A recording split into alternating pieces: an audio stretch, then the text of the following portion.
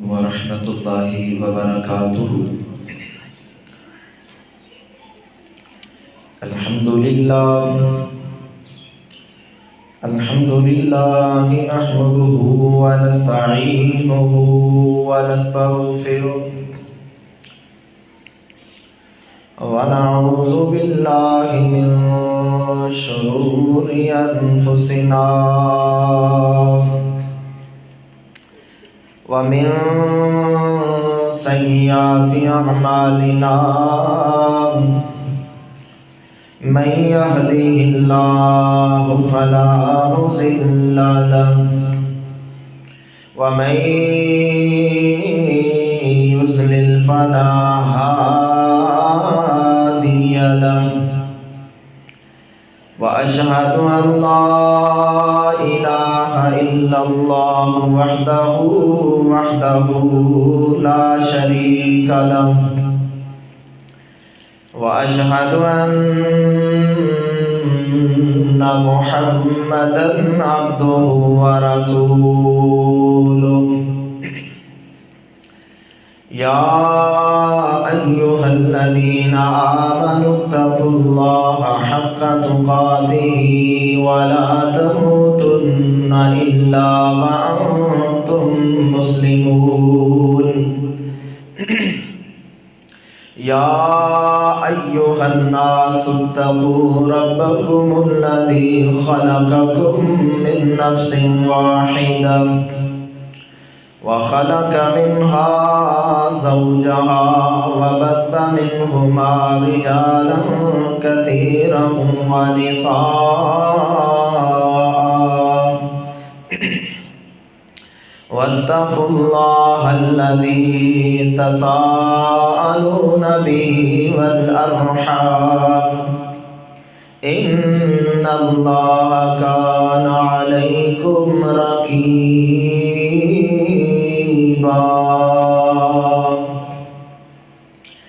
يا أيها الذين آمنوا اتقوا الله وقولوا قولا سديدا يصلح لكم أعمالكم ويغفر لكم ذنوبكم ومن يطع الله ورسوله فقد فاز فوزا عظيما.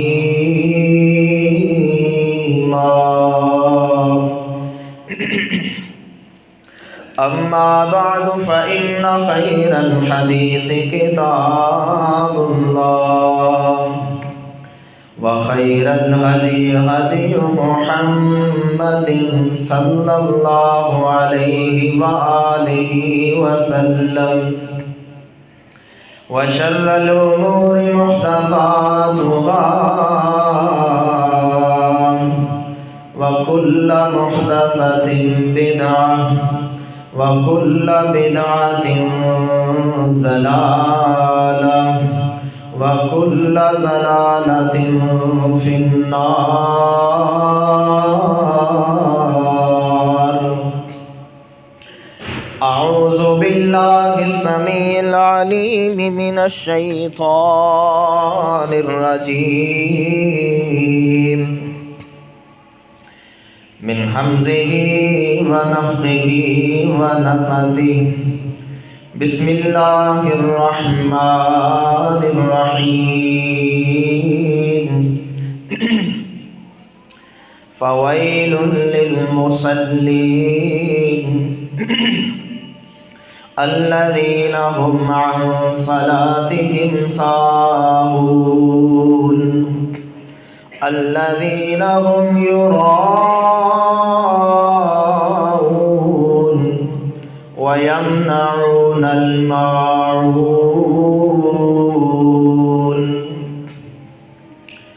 رب اشرح لي صدري ويسر لي أمري واحلل عقدة من لساني يفقهوا قولي. رب زدني علما نافعا وعملا متقبلا ورزقا طيبا.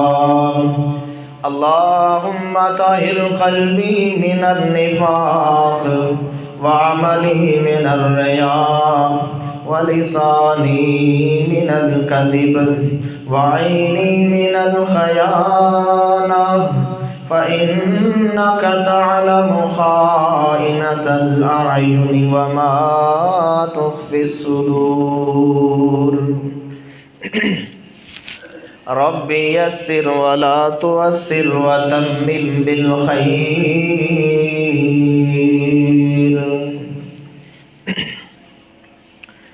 ہر قسم کی حمد و ثنا، تمام قسم کی تعریفات اللہ سبحانہ تعالیٰ کی ذات کے لیے ہے، جو اللہ ہم سب کا خالق ہے، مالک ہے، رازق ہے اور داتا ہے، اور ساری کائنات کا نظام چلا رہا ہے۔ درود و سلام ان گنت لا تعداد بے حد و حساب امامنا فی الدنیا و امامنا فی الآخرہ، امام الانبیاء خطیب الانبیاء سید الاولین والآخرین، میرے اور آپ کے پیر و مرشد، میرے اور آپ کے دلوں کی بہار جناب محمد الرسول اللہ صلی اللہ علیہ وآلہ وسلم کی ذات اقدس پہ نہایت ہی قابل احترام سامعین کرام، اللہ تعالیٰ کا بے حد شکر ہے کہ جس اللہ نے ہمیں مسجد کے اندر آنے کی توفیق عطا فرمائی ہے۔ میں اللہ سے دعا کرتا ہوں کہ اللہ تعالیٰ ہم سب کا مسجد کے اندر بیٹھنا، سننا، سنانا اللہ اپنی بارگاہ میں قبول فرما کے ہم سب کے لیے ذریعہ نجات بنائے۔ آج کس خطبہ جمعۃ المبارک کے اندر میں انتہائی ایک اہم موضوع بیان کرنا چاہتا ہوں۔ انشاءاللہ میری بھی اصلاح ہوگی اور آپ بھائیوں کی بھی اصلاح ہوگی، اور دل جمی کے ساتھ بڑے غور و فکر کے ساتھ میری باتوں کو ذہن نشین کریں۔ میں اللہ تعالیٰ سے دعا کرتا ہوں کہ اللہ تعالیٰ مجھے حق سچ بیان کرنے کی توفیق عطا فرمائے، اور اس کے بعد اللہ تعالیٰ ہم سب کو عمل کرنے کی توفیق عطا فرمائے۔ محترم بھائیوں، سب سے اہم فریضہ 5 وقت کی نماز ہے۔ جس کی زندگی کے اندر 5 وقت کی نماز با جماعت ہے، اس کی زندگی انشاءاللہ الرحمن سکون، برکت اور رحمت کا منبع ہے۔ انشاءاللہ اس کی زندگی کے اندر سکون ہی سکون ہوگا، اور جس کی زندگی کے اندر محترم بھائیوں نماز نہیں ہے، دنیا کی ساری نعمتیں موجود ہیں، اس آدمی کا محترم بھائیوں دل جو ہوگا وہ بے سکونی کا گھر ہوگا۔ بظاہر کتنا ہی محسوس ہو رہا ہو کہ بڑا دنیا کے اندر اس کا سٹیٹس ہے، بڑا اس کے پاس مال و دولت ہے، لیکن اس کی دل کی جو کیفیت ہے محترم بھائیوں بہت زیادہ بے قرار، بے سکون اور تکلیف دہ اس کی کیفیت ہے۔ اور محترم بھائیوں، میری بصیرت کے مطابق ایک بات میرے ذہن میں آئی ہے کہ اس دور کے اندر اولاد کا بگڑ جانا، خاندانوں کا بگڑ جانا اور معاشرے کا بگڑ جانا، اس کی بنیادی وجوہات 2 ہیں۔ پہلی وجوہات یہ ہے کہ آج اکثریت مسلمانوں کی نماز چھوڑ چکی ہے، اور یاد رکھیے جس معاشرے کے اندر بے نمازیوں کی کثرت ہو جائے محترم بھائیوں، وہ معاشرہ نحوست کی لپیٹ میں آ جاتا ہے۔ اس معاشرے کے اندر طرح طرح کی وبائیں پیدا ہوتی ہیں، طرح طرح کے اللہ کے عذاب اس معاشرے کے اندر آتے ہیں۔ اور آج اگر ہم دیکھیں محترم بھائیوں، ہمارے ملک کے تقریباً 95% لوگ بے نماز ہیں۔ اس قدر اتنی بڑی ریشو موجود ہے، تو پھر میرے محترم بھائیوں کیسے اللہ کی رحمت، اللہ کی برکت آئے، کیسے ہم اللہ کی رحمت کے سائے کے اندر رہیں؟ اور جو ملک کی باغ ڈور سنبھال رہے ہیں ہمارے حکمران، ان کے تقریباً 99% جو لوگ ہیں وہ بے نماز ہیں۔ تو پھر محترم بھائیوں پھر ملک کے اندر نحوست نہ ہو تو اور پھر کیوں نہ ہو، اور کیا چیز ہو؟ وبائیں نہ آئیں، پریشانیاں نہ آئیں تو پھر اور کیا چیز آئے؟ سب سے بڑی نحوست محترم بھائیوں نماز کا چھوڑ دینا ہے۔ زندگی کے اندر بھی، معاشرے کے اندر بھی، اولاد کے اندر بھی، خاندان کے اندر بھی سب سے بڑی نحوست یہ ہے کہ انسان اپنی بندگی سے، اللہ کی بندگی سے دور ہو جائے۔ مجھے یاد آیا سیدنا فاروق اعظم خلیفہ ثانی حضرت عمر فاروق رضی اللہ تعالیٰ عنہ اپنے وزیروں کو، اپنے عاملین کو نصیحت کیا کرتے تھے کہ نماز کے معاملے میں کوئی چھوٹ نہیں ہے، تم نے ہرگز نماز نہیں چھوڑنی۔ جب بھی کسی وزیر کو، اپنے نگران کو کہیں بھیجتے تو سب سے پہلے یہی نصیحت کرتے کہ نماز نہیں چھوڑنی، اور ساتھ کہتے تھے اگر تم نماز پڑھو گے تو میں سمجھوں گا کہ تم ساری ذمہ داریاں صحیح نبھا رہے ہو، اگر نماز چھوڑو گے تو میں سمجھوں گا تم سب سے زیادہ خائن ہو، سب سے بڑے خائن ہو۔ اور دوسری محترم بھائیوں جو وجہ ہے وہ نماز کے اندر کمی ہے۔ جو 5% نماز پڑھتے ہیں، یہ بلا مبالغہ بات کہہ رہا ہوں، جو 5% نماز پڑھتے ہیں ان میں 4% ایسے لوگ ہیں جن کو نماز کا پتہ ہی نہیں، بے توجہی کے ساتھ، غیر دلچسپی کے ساتھ اور عدم خشوع و خضوع کے ساتھ نماز پڑھ رہے ہیں، انہیں پتہ ہی نہیں کہ نماز کیا ہے۔ 4% ایسے لوگ ہیں جنہیں پتہ ہی نہیں، 5% ٹوٹل پڑھتے ہیں اور 4% ایسے ہیں جن کو اپنی نماز کے بارے میں پتہ ہی نہیں۔ کسی کا رکوع ٹھیک نہیں، کسی کا سجدہ ٹھیک نہیں، کوئی تیزی سے نماز پڑھ رہا ہے، کوئی جلدی سے نماز پڑھ رہا ہے، کسی کو پتہ نہیں نماز کا ترجمہ کیا ہے، رٹائے الفاظ ہیں وہ دہرائے جا رہے ہیں، اس کی نماز کی کچھ اصل روح ہے اس کو پتہ ہی نہیں ہے۔ تو میرے محترم بھائیوں یہ 2 بنیادی وجوہات ہیں آج ہمارے معاشرے کے اندر نحوست آنے کی 2 سب سے بڑی وجوہات ہیں کہ ہم اللہ کی بندگی سے دور نکل گئے ہیں۔ تو محترم بھائیوں ہم دیکھتے ہیں قرآن مجید ہمیں کیا کہتا ہے، سورہ مومنون ہے، اللہ فرماتے ہیں قد افلح المؤمنون، کہ بلا شبہ مومن کامیاب ہو گئے۔ مومنوں کے لیے کامیابی ہے، مومنوں کے لیے خوشخبری ہے۔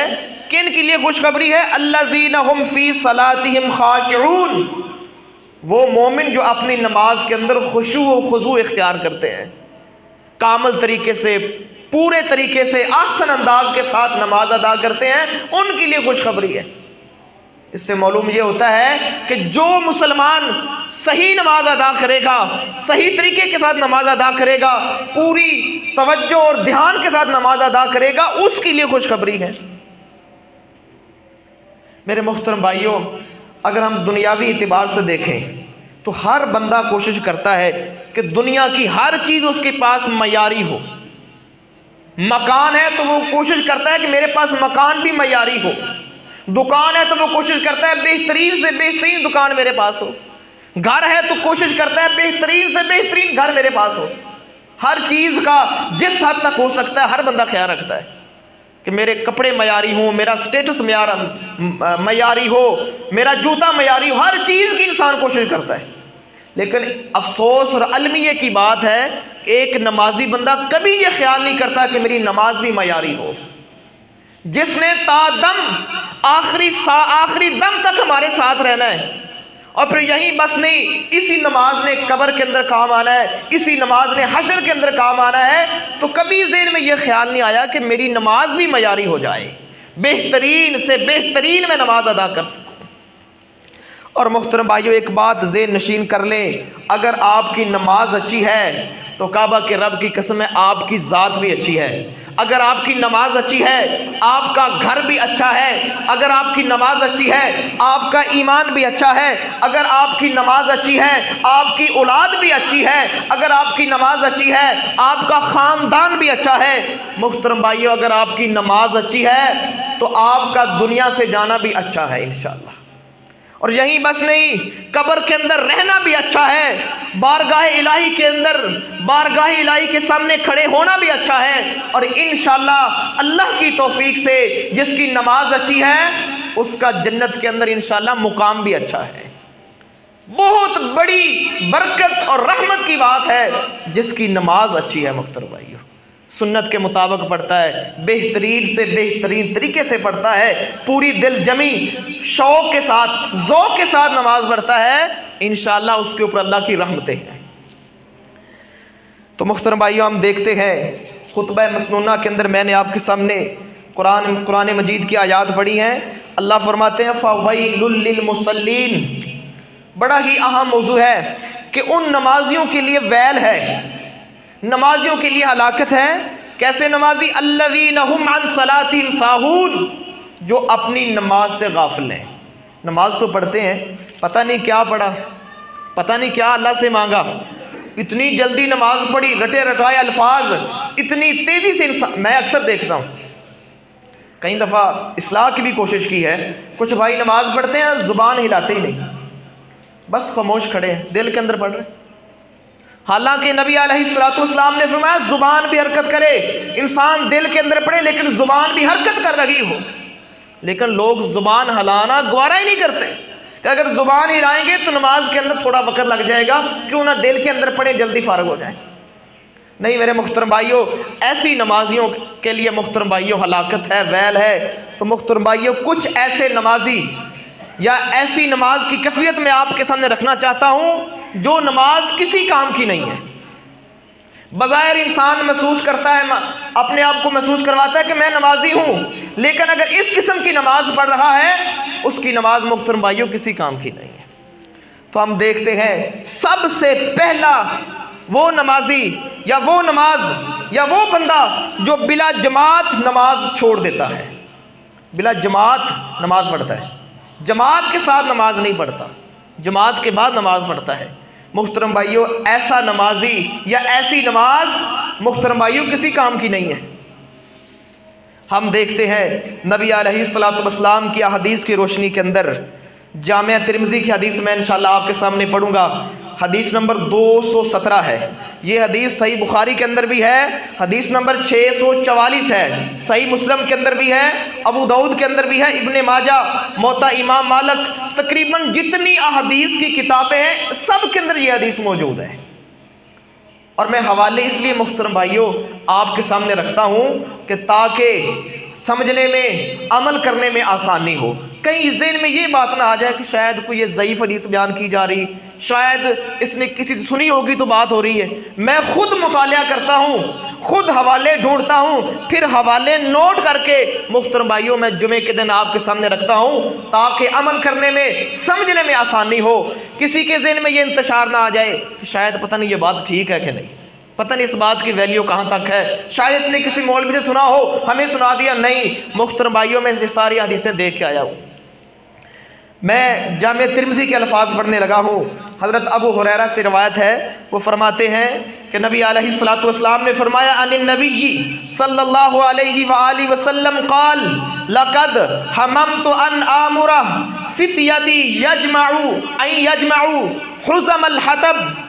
نبی علیہ السلام فرماتے میں نے ارادہ کیا کہ میں کچھ نوجوانوں کو حکم دوں کہ وہ لکڑیاں اکٹھی کریں، اور ثم آمر بالصلاۃ، جب لکڑیاں اکٹھی ہو جائیں، ان کا ڈھیر اکٹھا ہو جائے تو پھر میں لوگوں کو نماز کا حکم دوں، اور پھر فرماتے ہیں فتقام، پھر نماز کھڑی ہو جائے، پھر میرا کیا کام ہے؟ جناب محمد الرسول اللہ، میرے اور آپ کے محبوب، میرے اور آپ کے پیر و مرشد کیا کہہ رہے ہیں کہ میں کیا کروں؟ آپ علیہ السلام فرماتے ہیں ثم احرق علی اقوام لا یشہدون السلام، پھر میں ان لوگوں کے پاس جاؤں جو نماز میں حاضر نہیں ہوئے، میں ان کو جلا دوں، ان کے گھروں کو، ان کے گھروں کو ان کے سمیت میں انہیں جلا کر آگ لگا دو۔ یہ نبی علیہ الصلوۃ والسلام محترم بھائیوں کہہ رہے ہیں کہ جو جماعت میں حاضر نہیں ہوئے، میں محمد صلی اللہ علیہ وسلم نے ارادہ کیا کہ میں ان کے گھروں کو آگ لگا دوں۔ میرے محترم بھائیوں، میں ساری حدیثوں کے حوالے آپ کے سامنے رکھے ہیں میں نے، اور یہیں بس نہیں، آگے دیکھیے امام ترمذی کہتے ہیں کہ اس باب میں عبداللہ ابن مسعود صحابی رسول ہیں، ابو دردہ صحابی رسول ہیں، عبداللہ ابن عباس جو اہل بیت کے چشم و چراغ ہیں، اسی طرح معاذ، انس اور جابر، وہ کہتے ہیں ان سب سے یہ روایات ہے، اور کافی صحابیوں سے یہ روایات ہے کہ نبی علیہ الصلوۃ والسلام نے فرمایا من سمع النداء، جس نے اذان سنی، جس کے کانوں تک اذان کی آواز پہنچی، فلم یجب، پھر وہ نماز میں حاضر نہ ہوا، جماعت کے ساتھ نہ ملا، فلا صلاۃ لہ الا من عذر، بغیر عذر کے وہ جماعت کے ساتھ نہیں ملا، اللہ کے نبی فرماتے ہیں اس کی نماز کوئی نماز نہیں ہے۔ میرے محترم بھائی، یہ عذر کیا ہے؟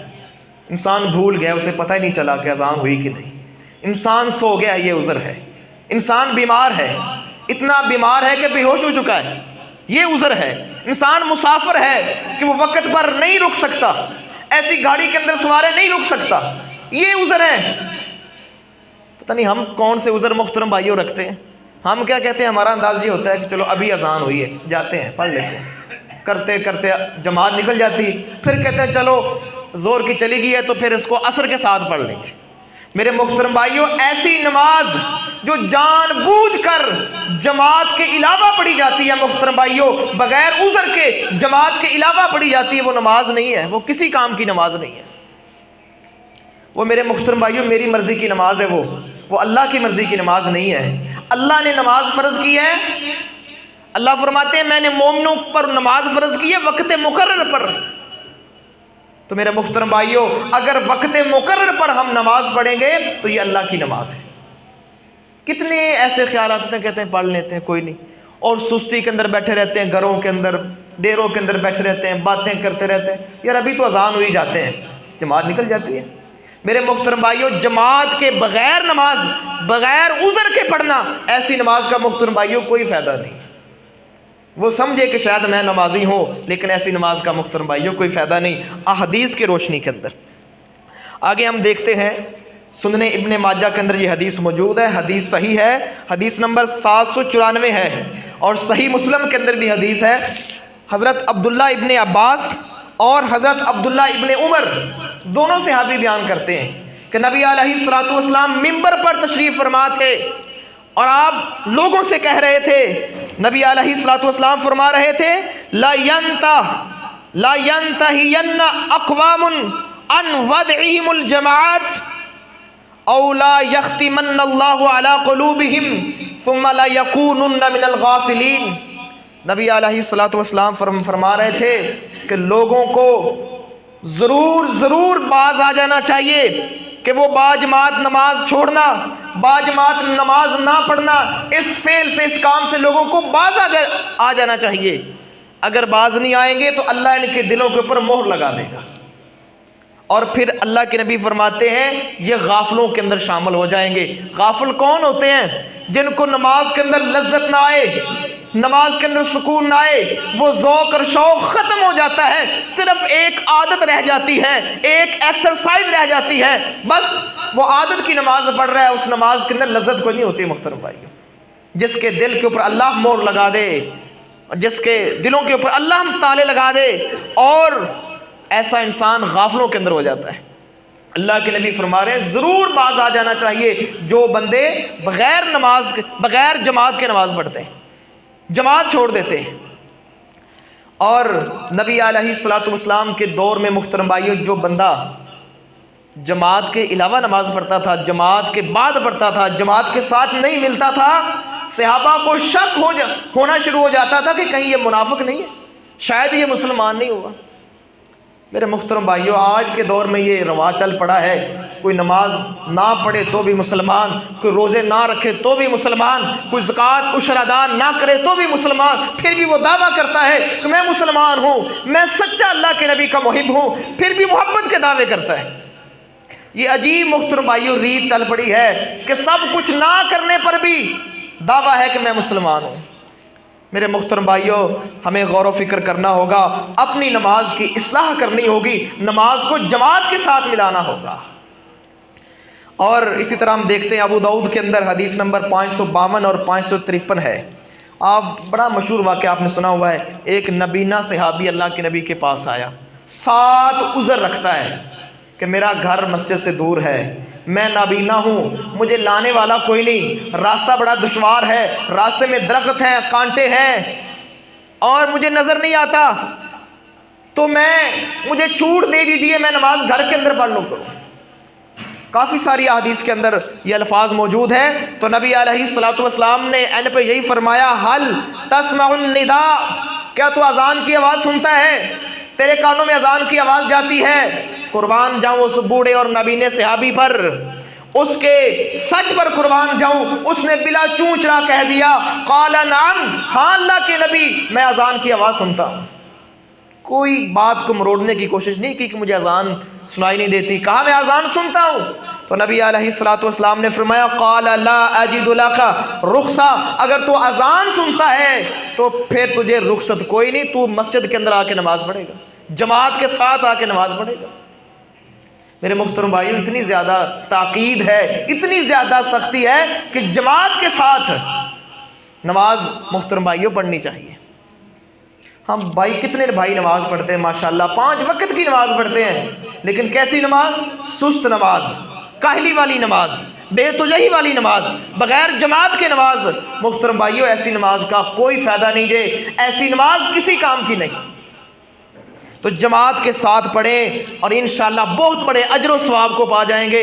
اللہ کے نبی کی صحیح حدیث ہے، جو بندہ جماعت کے ساتھ نماز پڑھتا ہے، ایک حدیث کے اندر الفاظ ہیں 25 گنا زیادہ ثواب ملتا ہے، ایک حدیث کے اندر ہے 27 گنا ثواب زیادہ ملتا ہے جماعت کے ساتھ نماز پڑھنے کا۔ تو میرے محترم بھائی، جب پڑھنی ہے تو کیوں نہ جماعت کے ساتھ پڑھ لیں اور 27 گنا اجر حاصل کر لیں۔ میرے محترم بھائیو، ایک مزدور ہے، وہ مزدوری کرتا ہے، سارا دن مزدوری کرتا ہے، لیکن اس کے ہاتھ میں کچھ نہ آئے تو کیا اس نے خاک مزدوری کی اس نے؟ تو میرے محترم بھائیو، اگر ہم نماز پڑھیں اور جماعت کے بغیر پڑھیں، جماعت کے بعد پڑھیں، سستی اور کاہلی سے نماز پڑھیں، پڑھ 5 لیں لیکن ہاتھ میں کچھ نہ آئے تو کیا فائدہ محترم بھائیو ایسی نماز کا؟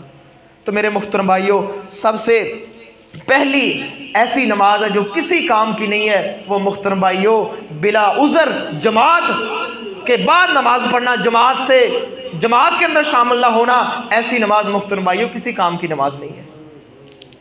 اور آگے دیکھتے ہیں ہم جو دوسری قسم کی نماز ہے جو بے فائدہ اور بے وقت بے حیثیت ہو جائے گی، وہ یہ ہے کہ انسان اطمینان کو چھوڑ کر اتنی تیزی نماز پڑھے کہ جس طرح کوا ٹھونگے مارتا ہے زمین کے اوپر، اتنی تیز نماز پڑھے، ایسی نماز کا محترم بھائیوں کوئی فائدہ نہیں۔ نماز وہ ہے جو بڑے خشوع و خضوع کے ساتھ، دل کی حضوری کے ساتھ، قلب کی حضوری کے ساتھ، اور ایسے نماز پڑھی جائے، اعلیٰ سے اعلیٰ جو درجہ ہے وہ یہ ہے کہ میں اللہ کو دیکھ رہا ہوں۔ اگر یہ کیفیت نہیں بنتی تو کم از کم یہ کیفیت ضرور ہو کہ میرا اللہ مجھے دیکھ رہا ہے۔ میرے محترم بھائیو، ذرا سوچیں، جب آپ نماز پڑھ رہے ہیں ذرا دل میں یہ خیال لائیں، ویسے دنیا کے بڑے بڑے خیال آتے ہیں، سارے خیالات آتے ہی نماز کے اندر ہیں، اگر یہ بھی خیال آ جائے کہ میرا اللہ مجھے دیکھ رہا ہے، جو شہنشاہ ہے، میرا خالق، میرا مالک، میرا رازق ہے، جو میرا داتا ہے، مجھے روزی دینے والا ہے، وہ مجھے دیکھ رہا ہے، تو کیوں نہ میں بہترین سے بہترین نماز پڑھوں تاکہ میرا مالک راضی ہو جائے، میرا خالق راضی ہو جائے، میں اس کی حمد و ثنا کروں، اس سے دعائیں کروں، اس انداز سے کروں کہ میرا اللہ سنے، اللہ مسکرا کر مجھ کے اوپر راضی ہو جائے، مجھے معاف کر دے۔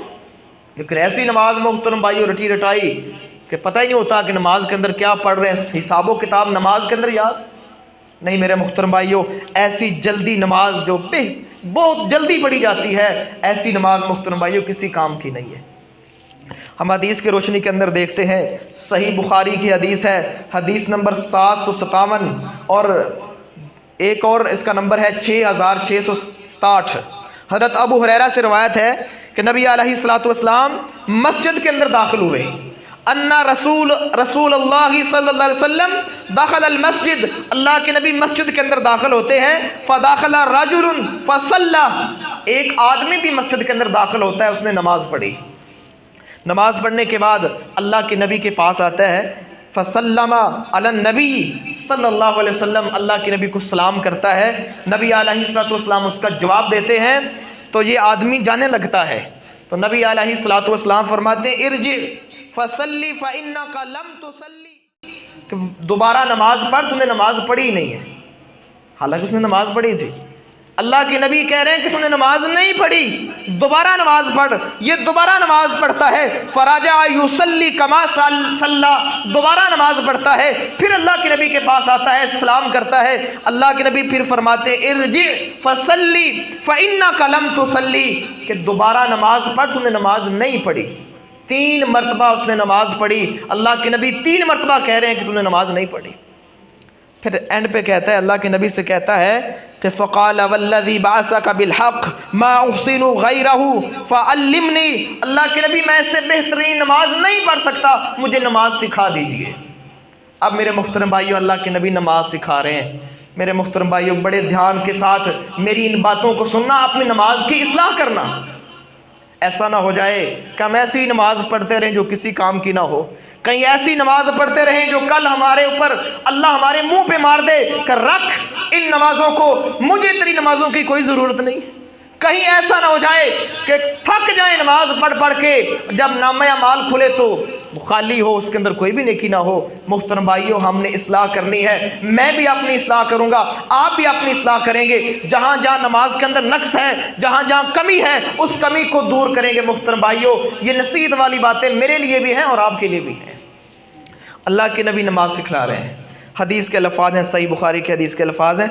नबी अलैहिस्सलातु वस्सलाम ने फरमाया इज़ा कुमता इला सलाती फ़कब्बिर, जब तू नमाज के लिए तैयार हो जाए तो सबसे पहले तकबीर तहरीमा कह, अल्लाह अकबर कह के नमाज शुरू कर। और जब नमाज शुरू करे फिर कुरान में से जो मुयस्सर हो आसानी से पढ़ ले, यानी जहाँ से भी पढ़ सकते हो। सूरह इखलास पढ़ सकते हो, सूरह कौसर पढ़ सकते हो, जहाँ मुमकिन हो, जहाँ से मुमकिन हो पढ़ सकते हो। अब अल्लाह के नबी उसको रुकू सजदे का तरीका सिखा रहे हैं। नबी अलैहिस्सलातु वस्सलाम ने फरमाया सुम्मरका हत्ता तत्मइन्ना राकिअन, फरमाया फिर रुकू कर, और रुकू इस अंदाज से कर कि पूरे इत्मीनान के साथ, पूरे सुकून के साथ रुकू पूरा कर, पूरी तरह रुकू के अंदर चला जाए। मेरे मुहतरम भाइयों, कई भाई आप देखते होंगे कि अभी वो इधर घुटनों पे हाथ रखते ही हैं, उस फौरन ऊपर उठ जाते हैं, फौरन ऊपर हो जाते हैं, फौरन खड़े हो जाते हैं। अभी हाथ रखे, हाथ लगा के ऊपर खड़े हो जाते हैं। ये कोई रुकू नहीं मुहतरम भाई। रुकू ये है कि पूरी तरह इंसान घुटनों के ऊपर जोर लगाए और अपनी कमर सीधी रखे, पूरी तरह रुकू करे। और मैंने देखा है कुछ भाई रुकू के अंदर अपने पाँव को देखते हैं, उनकी नजरें अपने पाँव की तरफ होती हैं। ये भी गलत है। जहां आपने सजदा करना है वहां पर आपकी नजरें टिकी हों, जहां आपने सजदा करना है। रुकू की हालत में आपकी नजरें, क़याम की हालत में आपकी नजरें जहां आपने सजदा करना है वहां हो। लोग पाँव की तरफ देखते रहते हैं।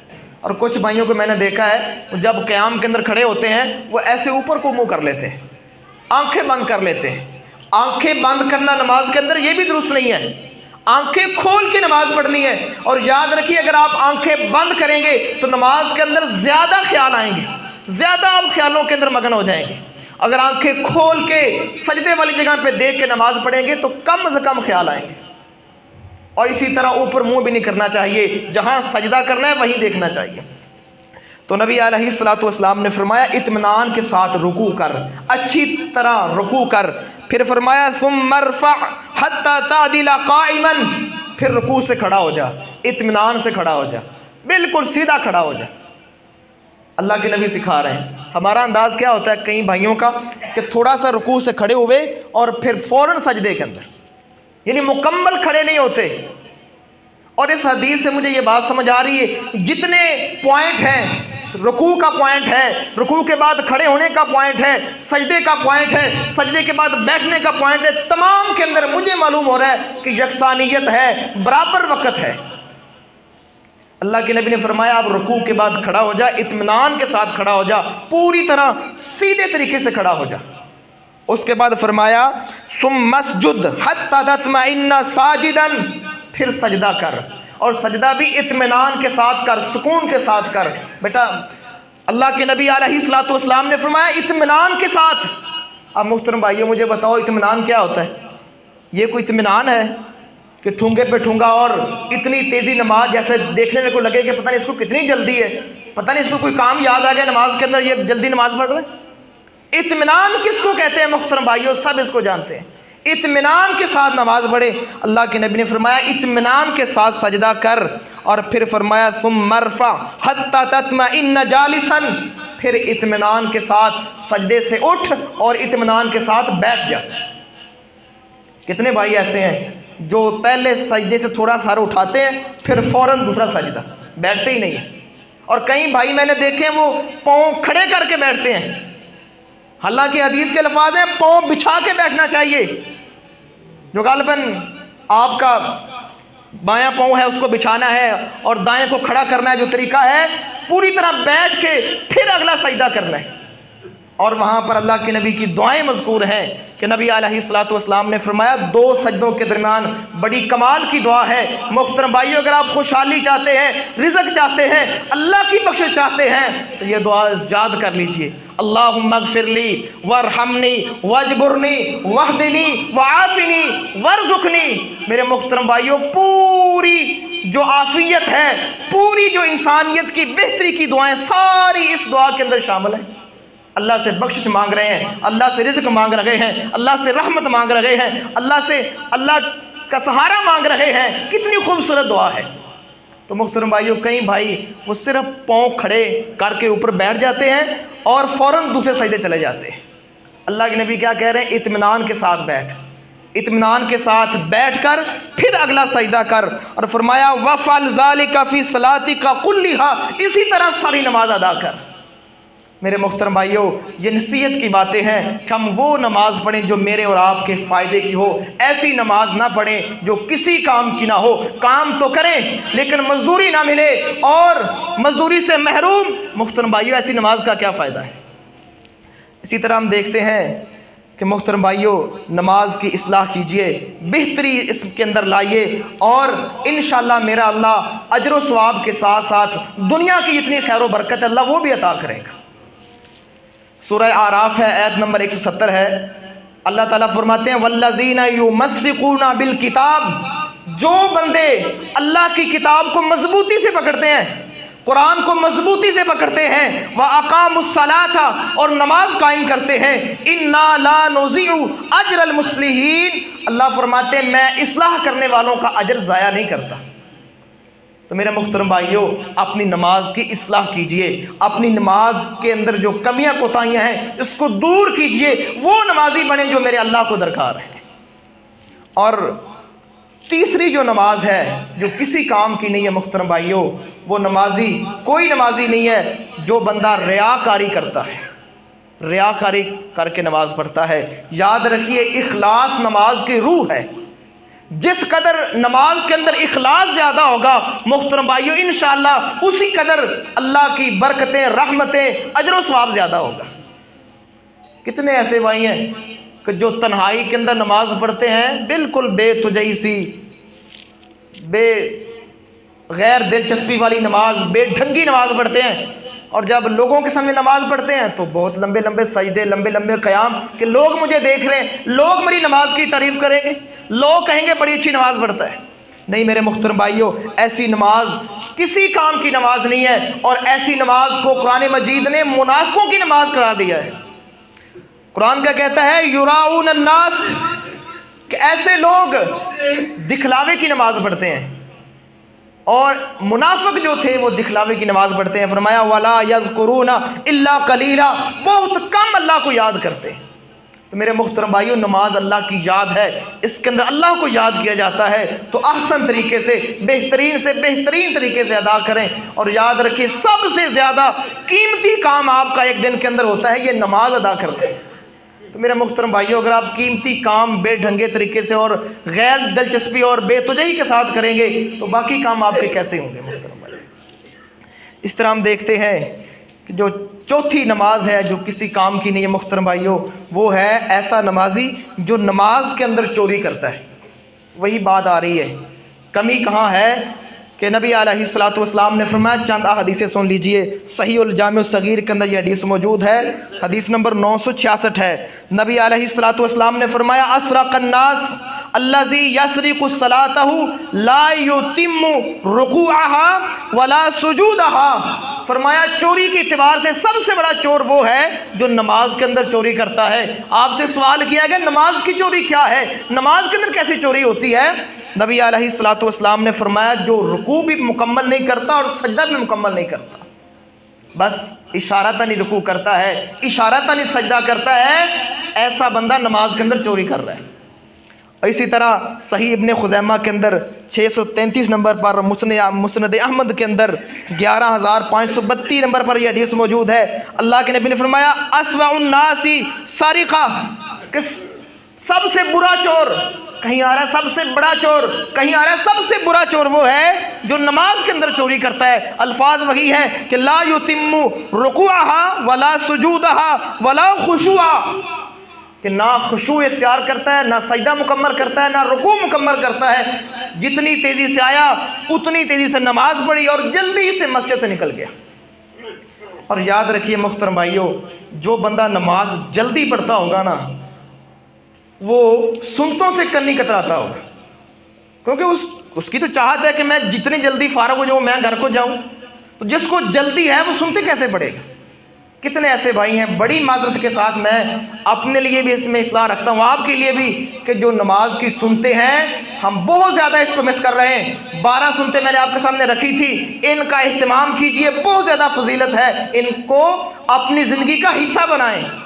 کتنی نمازیں رہ گئی، ہمارے فرائض کتنے فرائض رہ گئے، لیکن میرے محترم بھائیو اگر ہم سنتیں ادا کریں گے، نوافل کا اہتمام کریں گے، اللہ کے نبی کی حدیث کے مطابق اللہ ہمارے فرضوں کی کمی اللہ سنتوں سے پوری کر دے گا انشاءاللہ۔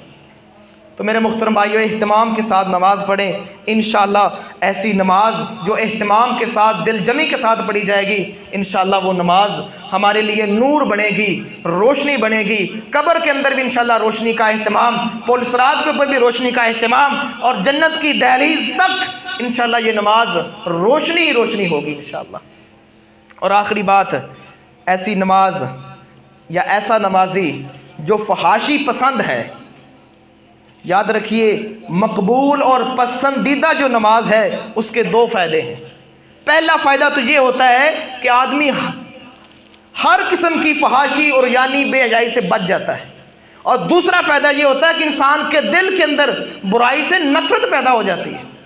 میرے محترم بھائیوں اور میں نمازیوں بھائیوں سے یہ کہنا چاہتا ہوں، اگر بے حیائی سے انسان بچا ہوا ہے اور برائی سے نفرت پیدا کرتا ہے تو مبارک ہو، ایسا نمازی اللہ کے ہاں بڑا مقبول ہے، اس کی نماز قبول ہو رہی ہے۔